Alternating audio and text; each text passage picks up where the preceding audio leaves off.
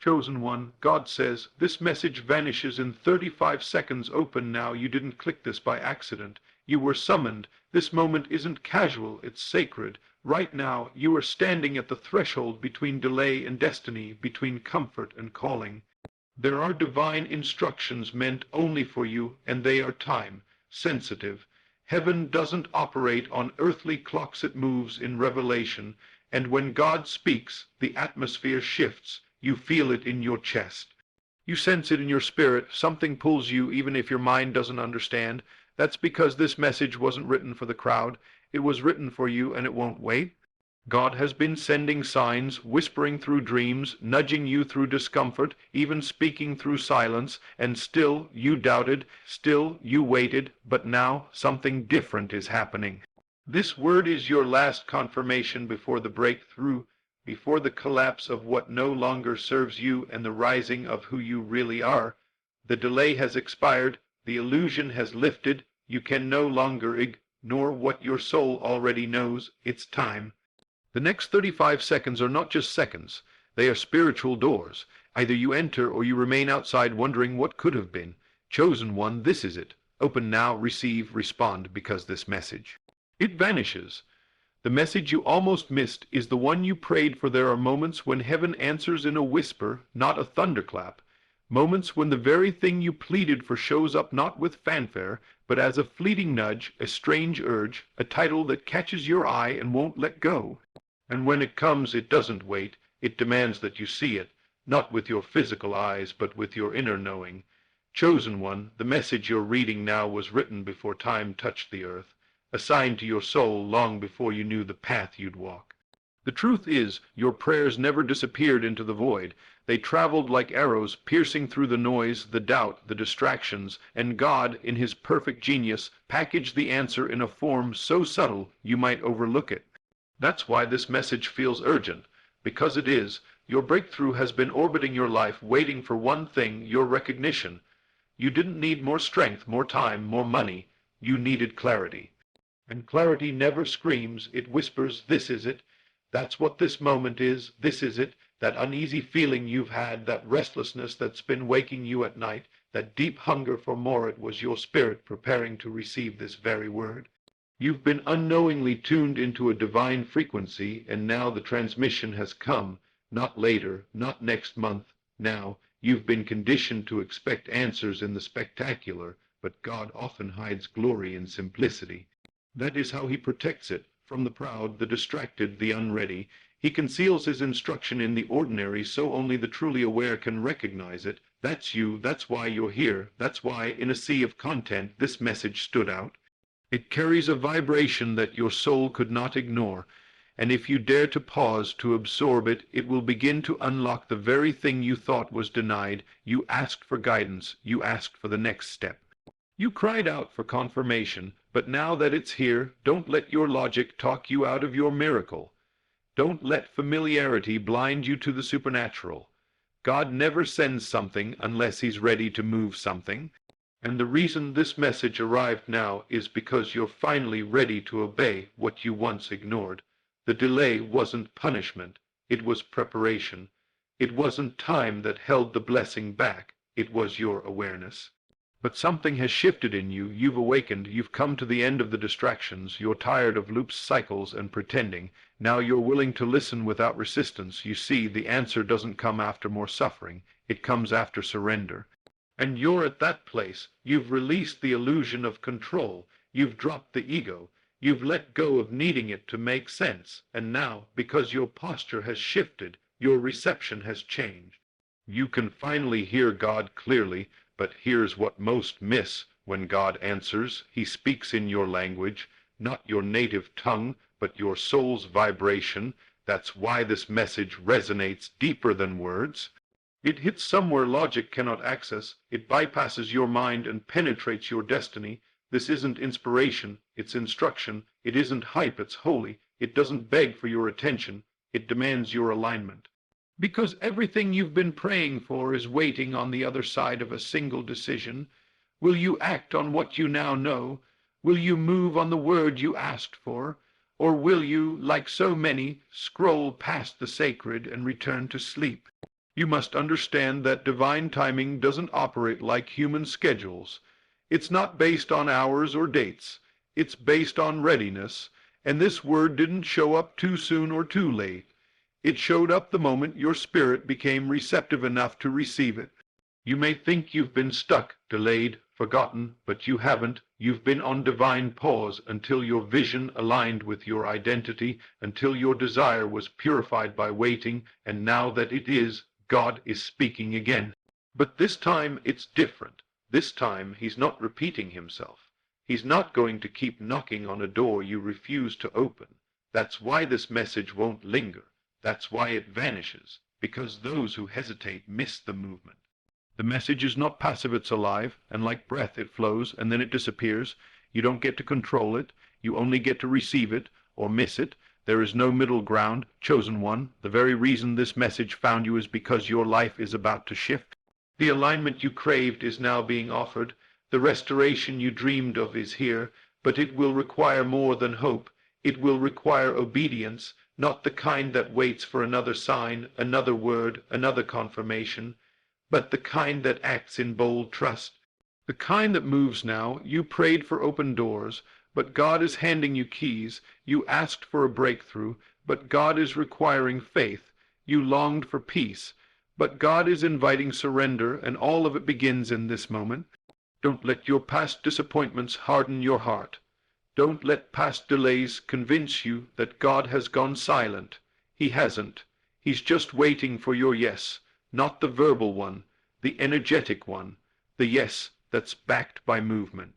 The yes that walks forward when fear screams wait. There is something you are meant to create, build, release, or walk away from, and deep down you already know what it is. This message didn't bring new information, it brought activation. It's awakening what God already whispered in your spirit months ago. But now the window is open, and it won't stay open, because prophetic timing has an expiration.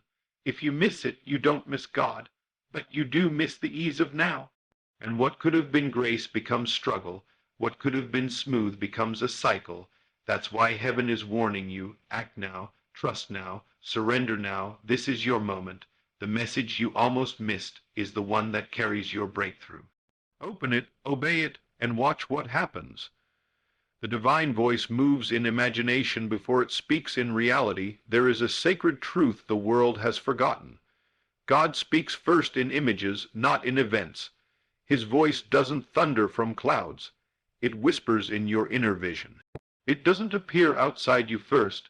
It stirs within you as an impression, a pull, a vivid scene in the theater of your mind.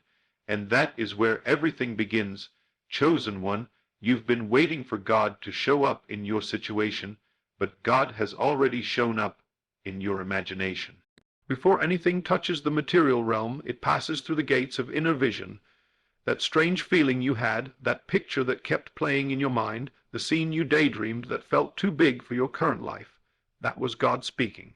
Not your fantasy, not delusion, but revelation, yet because it came quietly, you doubted it. You thought divine instruction had to come in religious form with ritual and routine, but the Spirit moves in stillness.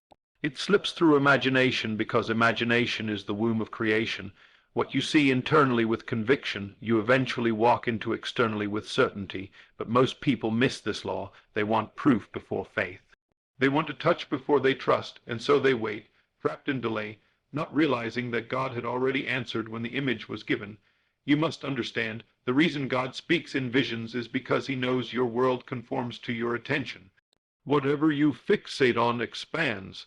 If you believe a thought deeply enough, it begins to take on form. If you nurture it with feeling, it starts to magnetize circumstances, people, and events to make it real. That is the spiritual architecture of manifestation, and God, being spirit, always speaks through the spiritual first. He knows that all things begin unseen. So when he wanted to change your life, he didn't change your job, your city, or your relationships. He changed your vision. That's why you suddenly felt out of place. That's why the life you used to love started feeling like a cage. That's why old habits now feel hollow. Because the moment you received the divine image, your soul outgrew your old reality. What once satisfied you now stifles you. What once was enough now feels empty. That discomfort isn't punishment, it's prophecy. Your inner vision is growing. Your spirit is expanding into the picture God showed you, and everything around you must either align or fall away. Chosen one, your imagination is not just a tool, it is your temple. It is the secret place where God plants seeds of the unseen, and like any seed, it doesn't spring up overnight, but once it's planted, it will grow if you don't dig it up with doubt. You've been asking God to confirm the vision, but you don't realize the vision itself is the confirmation. That moment you saw yourself healed, whole, free, elevated, that was the answer. That mental picture wasn't a daydream, it was destiny in raw form. But your mind tried to rationalize it, reduce it, or explain it away, and in doing so you delayed what was meant to be manifested. God is not bound by your understanding. He doesn't need your logic to validate his word. He only needs your agreement, and the most powerful agreement you can give him is to imagine boldly, to feel deeply, and to believe wildly, even when nothing outside you looks like what he showed you inside. That's why you must protect your imagination. You cannot afford to let fear rent space in your mind. You cannot let rejection, past trauma, or the voice of the world invade your inner sanctuary. Because the moment you allow opposing images to take root, you dilute the power of the vision God gave you. The vision must be fed with faith. You must water it daily by revisiting it, feeling it, trusting it.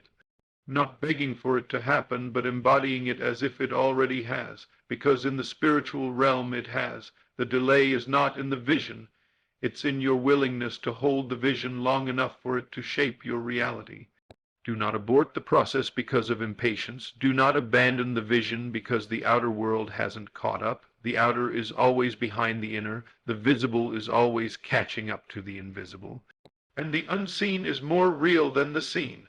This is why Jesus said, according to your faith, be it unto you, not according to your environment, your qualifications, or your bank account, but according to what you believe. Chosen one, the moment you receive a divine image, the entire universe begins reordering itself to bring that image into your experience. The people, places, and paths that were hidden from you start becoming visible. But only if you hold the vision. That's your job, not to make it happen, but to keep seeing it, to stay in the posture of belief long enough for the outer world to bend, and it will bend, because everything you see is malleable. Everything you touch is fluid. The only thing solid is the word God gave you, and that word lives in your imagination. That's where your freedom begins. Not in the courtroom, not in the hospital, not in the office, but in the quiet place where you dare to imagine that you are already whole, already blessed, already chosen. You don't wait for the evidence. You become the evidence. You live as though the vision is already true, and that living faith pulls reality into obedience. But here's what you must remember. You won't always feel the vision. There will be days when the picture fades, when doubt creeps in, when your environment contradicts everything God showed you. And that's when you must fight, not with force, but with focus. You must return to that image with discipline. Sit with it, feel it again, speak it aloud, remind your soul, this is what God said. Even if everything else falls apart, the vision must stand. That is spiritual war, protecting the image until it becomes incarnation. Holding the unseen until it becomes the seen. That's your calling now, not to chase outcomes, but to carry the image God gave you like a womb carries life, silently, faithfully, powerfully. So, chosen one, stop waiting for a voice from the clouds. You've already heard it in your spirit. Stop doubting what keeps returning to your heart. That persistent picture, that recurring inner scene, it's not a wish, it's a word, and that word was sent to deliver you from the ordinary. Don't trade it for comfort. Don't kill it with realism. Don't suffocate it with timelines. Just hold it, trust it, and watch everything around you begin to bend toward what you dared to believe. Because when God speaks in imagination, he is not giving you a preview. He is giving you permission. Step into it, speak from it, walk in it, and the world will rise to meet the vision he gave you. What you accept internally immediately starts to materialize externally. There is a sacred law of the Spirit that governs all creation, whether you are aware of it or not. What you accept internally, with full emotional agreement, immediately begins to take shape in your external world. Not someday, not after you strive or struggle or hustle, but immediately. The invisible gears of reality start turning the moment your inner self says yes, yes to the vision, yes to the identity, yes to the possibility that you are more than what your past, your pain, or your surroundings have tried to tell you. Chosen one, you are not waiting on God. God is waiting on your inner acceptance. And the longer you reject, doubt, or delay what has already been shown to your spirit, the longer your outer world will reflect confusion, chaos, and contradiction. The moment you accept truth as your reality, not wishfully, not fearfully, but intentionally, that moment the energy around your life begins to shift. Doors that were locked start to swing open. People who once ignored you suddenly take notice. Resources you thought were far off begin to show up effortlessly. Why? Because your agreement with truth is the permission heaven needs to manifest it on earth. Your thoughts alone do not shape your reality. It is your emotional acceptance of a truth that does. You can say the right words, repeat affirmations, or write in journals endlessly. But if within you still feel unworthy, unloved, incapable, or stuck, then your dominant inner state becomes the blueprint. God responds not to your words alone, but to the vibration of your being, and your vibration is determined by what you have inwardly accepted as true. The enemy is not always an external force. Sometimes it is the subtle, unconscious agreement you've made with fear, shame, failure, or limitation. You keep rehearsing past disappointments like they're prophetic guarantees of your future. You keep looking for evidence of rejection, scarcity, betrayal, and so you find it, not because life is against you, but because your soul is echoing the belief that it must be this way. And yet, right now, a new way is being shown to you, not outside, but inside. You have felt the stirring. You have seen glimpses of freedom, abundance, and peace. But here's the challenge. Until you accept it as yours, it cannot form around you. You see, chosen one, God created the world through spoken word, but he first conceived it in the unseen. He imagined, he accepted, then he declared, you are made in that same image. Your thoughts are powerful, but they must be infused with belief to create. It's not enough to hope. You must know, you must inwardly agree that what God has shown you is not just a possibility, it is your inheritance. Every second you delay that agreement, you delay the arrival of what is already yours. This is not a call to pretend, it's a call to possess. You must possess the feeling of what you desire, even while it's invisible, because in the realm of spirit, feeling is the evidence. That's why when something is truly accepted, you no longer strain. You no longer doubt. You begin to live differently, you speak differently, you walk into rooms differently, you stop asking for permission to be what God already called you. That's when the world starts to shift. That's when manifestation becomes inevitable, because inner reality always dictates outer experience, not the other way around. You might say, but nothing has changed around me. That's because you haven't changed the agreement within you. You're still attached to old identities, still defining yourself by what didn't work, by who left, by what you lost. But those were old assignments meant to expire when your vision expanded. Stop looking for confirmation in the outer world before you allow your soul to believe. The outer world is a reflection, not a cause. It mirrors your dominant assumptions, and the moment you shift those assumptions, reality begins to reorient itself around your new internal truth. But the shift must be honest. You cannot lie to yourself and expect transformation. You must be willing to feel the truth of who you are becoming, even if it scares you, even if it means losing who you used to be, because truth doesn't flatter the ego, it confronts it. And real acceptance will always cost you something false. Chosen one, you've been praying for change, but heaven is asking, have you truly accepted what you're asking for, not just with your lips, but with your life? Have you made space for the vision? Have you let go of the identity that contradicts it? Have you forgiven the versions of you that couldn't carry it? Because until you do, your prayer remains a wish rather than a command. God does not need time to bless you. He needs agreement, and that agreement begins in your core, not just as an idea, but as a felt reality. The moment you feel yourself aligned with the vision, everything begins to obey you. Not because you forced it, but because you became it. You don't chase what you already are. You attract it effortlessly. This is why some people seem to live in constant struggle, while others flow into ease. It's not luck, it's internal law. The ones who move effortlessly into miracles are not better, more holy, or more worthy. They're simply more aligned. They've accepted the truth so completely that their life has no choice but to reflect it. They don't ask for signs. They live as if the sign already came. They don't hope they'll become. They already are. And that level of internal acceptance turns the invisible into the inevitable. You've tasted that level before. You felt it in rare moments when doubt vanished and peace overtook you. That's your natural state. That's your true alignment. And now it's time to live there. So today, chosen one, make the shift. Accept the truth, not because your eyes can see it, but because your spirit already knows it. Accept that you are free, that you are chosen, that you are whole, that you are powerful beyond measure. Not someday, not after more healing, not when others approve, but now. Accept it deeply, feel it fully, and live from that place. Watch as the world rearranges itself to match what you've accepted. You'll see miracles you didn't chase. You'll find doors you never knocked on.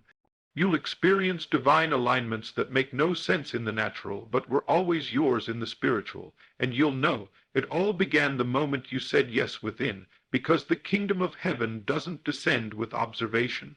It rises from within you, so rise with it and accept fully, completely, boldly the truth that your external world has been waiting for your inner agreement to reflect the glory that has always belonged to you. Delay is denial in the realm of the spirit in the physical world. Delay is often seen as wisdom, waiting for the right moment, collecting more evidence, seeking confirmation. But in the realm of the spirit, delay becomes denial. Delay is not harmless, it is the silent assassin of destiny. Every time you hesitate when God speaks, you deny the power of His word. Every time you wait for better timing, clearer signs, or external validation, you subtly say, I do not trust what was shown to me. Chosen one, heaven doesn't move on your calendar. It moves on your readiness, and readiness is not about perfect circumstances, but about internal alignment. When God drops a word into your spirit, it isn't an invitation to debate or analyze. It is a divine command meant to be obeyed swiftly. The longer you wait, the colder the fire burns. The longer you hesitate, the louder fear becomes. The spiritual realm does not tolerate prolonged hesitation, because hesitation is rooted in unbelief. What you don't act on, you lose. The open window will not stay open forever.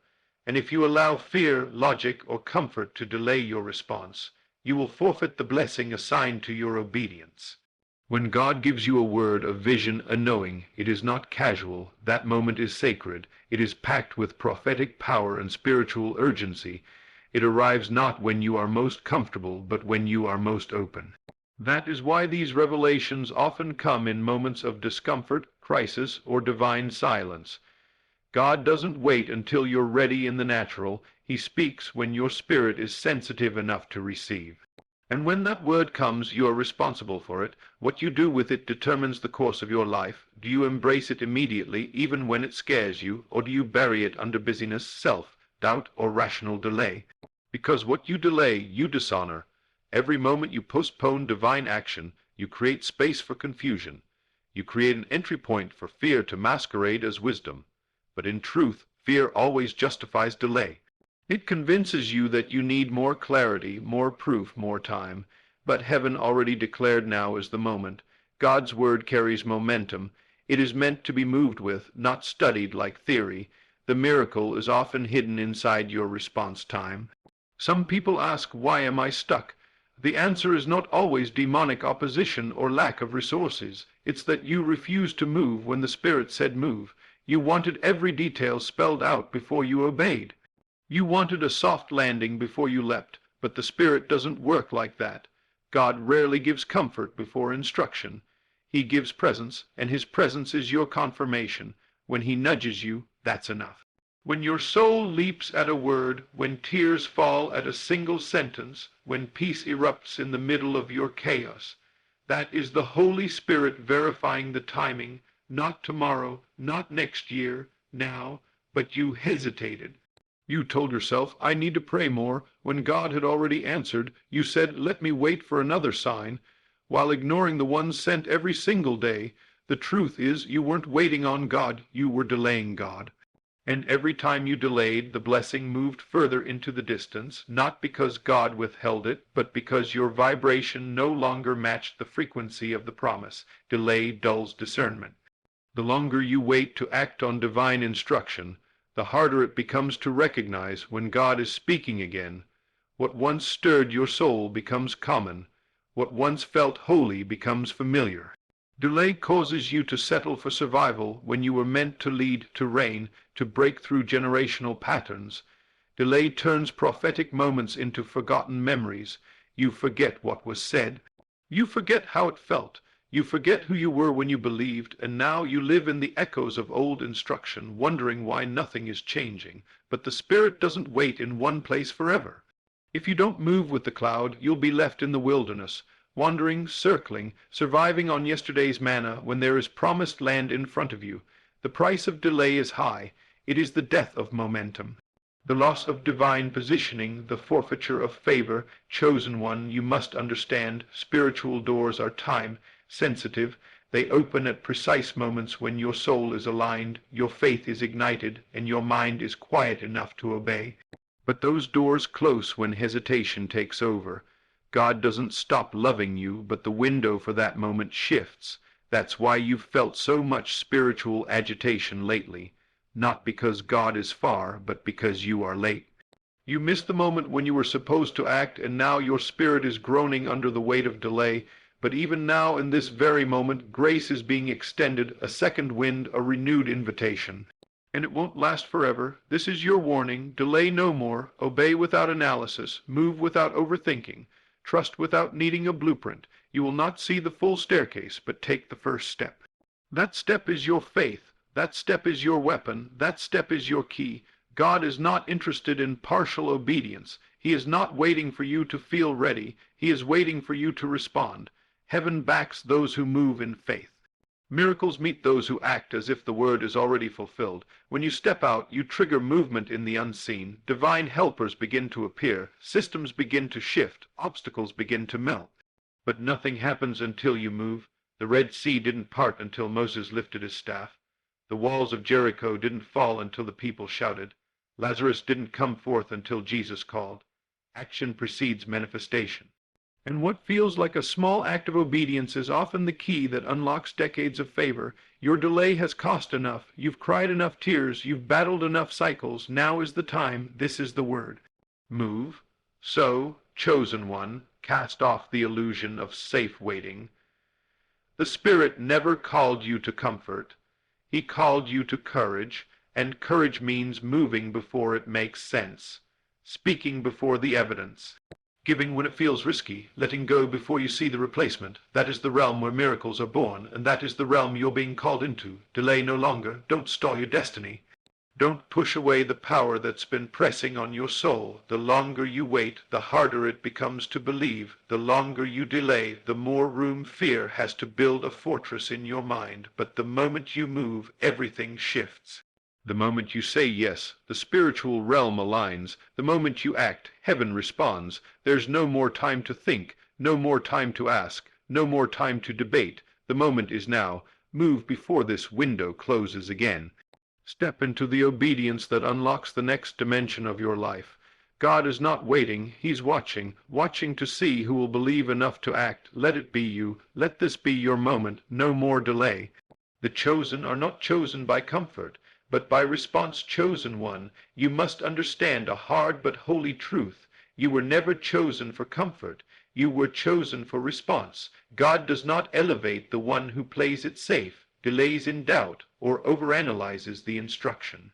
He elevates the one who responds, the one who moves when others freeze, the one who says yes when it makes no earthly sense, the one who follows the nudge, answers the whisper, and obeys the unseen tug. Your selection was never based on your perfection, your past, or your pedigree. It was based on your spiritual posture, the readiness of your heart, the availability of your soul. God calls whom he wills, but only the responsive rise. You were not chosen to sit in cycles, repeating what your ancestors repeated. You were chosen to break patterns, to answer differently, to live from a deeper realm, but the anointing you carry can only activate through action.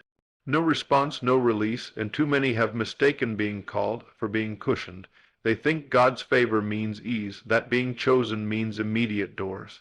But the truth is, being chosen means you've been entrusted with a call that requires radical obedience, even when you feel afraid, unworthy, or misunderstood. Especially then, many are called, but few respond. Not because the others aren't capable, but because the others confuse comfort with confirmation. They wait for conditions to be right before they act. They look for applause before they step. But when you are truly chosen, you learn quickly that God's instructions are not up for committee vote. They don't come with consensus. When he speaks, he expects movement, swift, believing, obedient movement. Your response is the evidence of your faith, and it is your faith that unlocks your future. Chosen one, this is why the enemy isn't threatened by your belief alone. He's terrified of your response. You can believe in your head all day long, but until you align your life with that belief, nothing changes. Heaven doesn't release the next until you fully steward the now. The instruction may be simple, but it is sacred. When you respond, you tell God, I trust your voice more than I trust what I see. You say, your word is more real than my reality. And that response becomes the bridge between the invisible and the visible, between promise and possession, between what you hope for and what you hold. You've been wondering why things feel stagnant, why you're still circling the same emotional and spiritual patterns. And the answer isn't always warfare, delay, or rejection. Sometimes the answer is disobedience. Not the kind that looks rebellious, but the kind that's disguised as waiting on God, when really God's been waiting on you. The kind that dresses up as preparation, but is really procrastination. The kind that says, I need confirmation, but already received it in 10 different forms. You weren't ignored, you hesitated, you weren't forgotten, you refused to respond, and in doing so, you delayed the movement that was meant to unlock the next door. The spiritual realm doesn't move by observation, it moves by activation. And that activation requires your response. You must understand every time you respond to a divine word, you set off a chain reaction in the invisible realm. You call forth angels, you shift timelines. You realign destinies, you tap into favor. But every time you delay, you disconnect from momentum and invite spiritual stagnation. This is why some people with less talent, less intelligence, or fewer resources seem to skyrocket, while others with greater gifts stay stuck. Because response outranks readiness. God can work with a flawed vessel that moves, but he cannot use a perfect one that hesitates. Chosen one, God's favor isn't attracted to ability, it's attracted to availability, and availability is proven by response. Think of David. He wasn't chosen because he had the physique of a warrior, but because he responded to the call no one else would. Think of Esther. She wasn't the most likely queen, but when the moment came, she responded with courage.